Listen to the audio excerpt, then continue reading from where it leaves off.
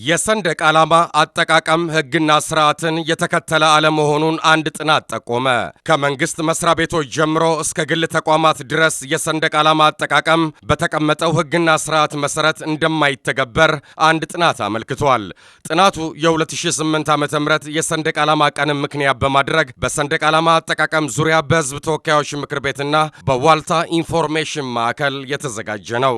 በጥናቱ መሰረት ከመቶ ተቋማት 90 ያህሉ የሰንደቅ ዓላማ አጠቃቀማቸው ሕግና ስርዓትን የተከተለ አይደለም። በተሽከርካሪዎች ላይ የሚውለበለቡ በተለያዩ ሆቴሎችና ተቋማት ላይ የሚሰቀሉ ሰንደቅ ዓላማቸው ከሚቀመጡበት ቦታ ጀምሮ ችግር አለ ተብሏል። በጥናቱ በተቋማትና በሆቴሎች የሚሰቀሉ የሰንደቅ ዓላማቸው መስቀያ ዘንግ የላይኛው ጫፍ ግማሽ ክብ መሆን ሲገባው ይህ እንደማይስተዋልም ነው የተገለጸው።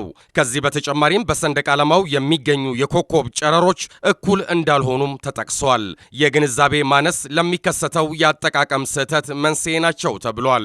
ችግሩን ለመፍታትም የሰንደቅ ዓላማ አጠቃቀም ሕግና ደንቡን ማስፈጸሚያ መመሪያ ለማውጣት እንቅስቃሴ እየተደረገ መሆኑን የመንግስት ኮሚኒኬሽን ጉዳዮች ሚኒስትር ዴኤታ አቶ እውነቱ ብላታ ተናግረዋል። በቀጣይም የህብረተሰቡን ግንዛቤ የማሳደግ ስራ መሰራት እንደሚገባም ነው የተናገሩት።